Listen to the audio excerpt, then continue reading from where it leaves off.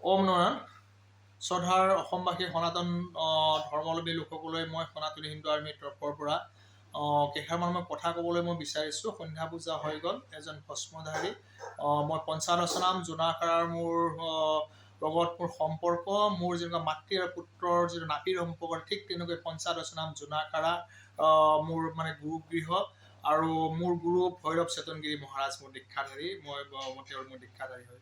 যি কি নহওক, সনাতন ধৰ্ম ৰক্ষাৰ বাবে আদিগুৰু শংকৰাচাৰ্য ভগৱান বুলি আমি যাক কওঁ, আমি ভগৱান বুলি আমি কওঁ। তেওঁ সাক্ষাৎ নৰনাৰায়ণ, তেওঁ এজন মানে দেৱদূত। তেওঁ ধৰ্ম ৰক্ষাৰ বাবে যেনেকৈ মোগলৰ লগত যুদ্ধ কৰিবলৈ নগা সন্যাসীৰ মানে সৃষ্টি কৰি যেনেকুৱা মোগলৰ লগত মানে আক্ৰমণ কৰি মোগলক প্ৰত্যাক্ৰমণ কৰি যেনেকৈ সনাতনী সভ্যতা সংস্কৃতিয়ে মানে ৰক্ষা কৰিলে, যাৰ বাবে আজি আমি সনাতনী হিন্দু হিচাপে আমি নিজকে স্বীকৃতি দিব আমি পাৰিছোঁ।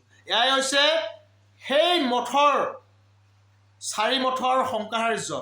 আজি যি জ্যোতি মঠৰ শংকৰাচাৰ্য শ্ৰী শ্ৰী অভিমুক্তানন্দ সৰস্বতী মহাৰাজ, সেই উত্তৰ জ্যোতি মঠৰ পৰা আজি উত্তৰ প্ৰান্তৰ এই কামৰূপা মা কামাখ্যা ভূমিত, এই মাতৃভূমি, এই কামৰূপা ভূমিত, এই অসম ভূমিত তেওঁ আহি উপস্থিত হৈছিলে। সেইখিনি সময়ত কিন্তু তেওঁৰ আশীষ ল'বলৈ এনেকুৱা ধৰণৰ আমি কোনো ধৰণৰ ব্যক্তিক আমি মানে বিশেষ কিছুমান ব্যক্তিক আমি দেখিবলৈ, বিশেষ মানে সকলো আমাৰ কাৰণে বিশেষ, কিন্তু যিটো আস্থা আৰু ভাৱনাৰে তেওঁক মানে লগ কৰিবলৈ অহাৰ যিটো হেঁপাহ আৰু স্পৃহা থাকিব লাগে, সেয়া আমি দেখিবলৈ নাপালোঁ। কিন্তু এনেকুৱা ধৰণৰ আমি লোকক আমি দেখিবলৈ পালোঁ এইখন অসমতে।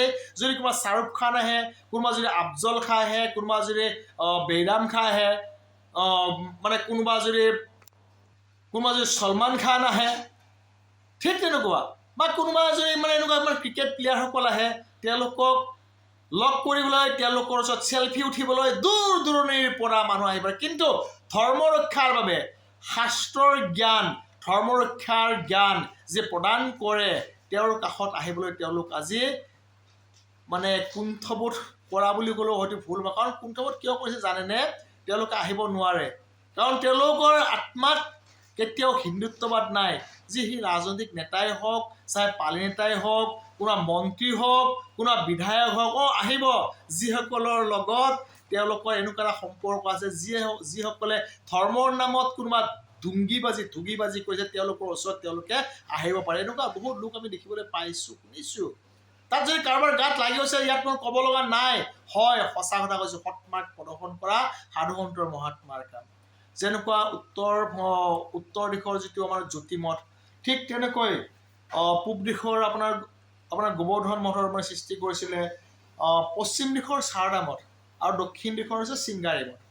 এই 4টা মঠৰ পৰাই ৰাষ্ট্ৰ নিৰ্মাণ, ধৰ্ম ৰক্ষাৰ বাবে প্ৰতিটো মুহূৰ্তত এই শ্ৰী শ্ৰী শংকৰাচাৰ্য ভগৱান মহাৰাজসকলে কাম কৰি গৈ আছে আৰু কৰি গৈ থাকিব। আপোনালোক যদি সঁচাই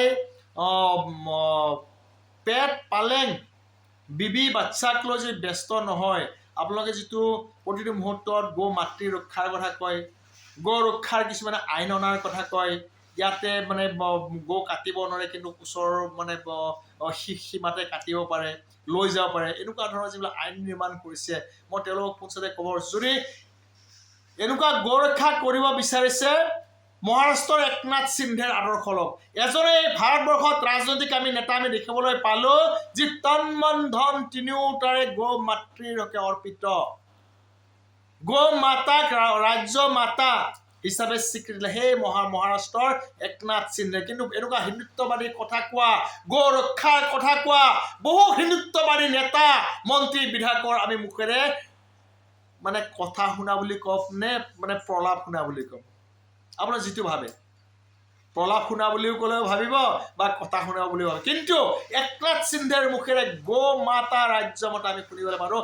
এজনেই সিংহ পুৰুষ আছে ভাৰতবৰ্ষত, এজনেই সনাতনী হিন্দু আছে, যিয়ে গো মাতৃক ৰাজ্য মাতা হিচাপে স্বীকৃতি মানে প্ৰদান কৰিব পাৰিছে। আপুনি যদি পাৰে কৰকচোন, চাওক।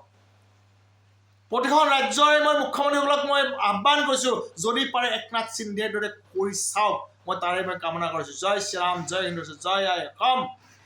গো মাতা, ৰাষ্ট্ৰ মাতা।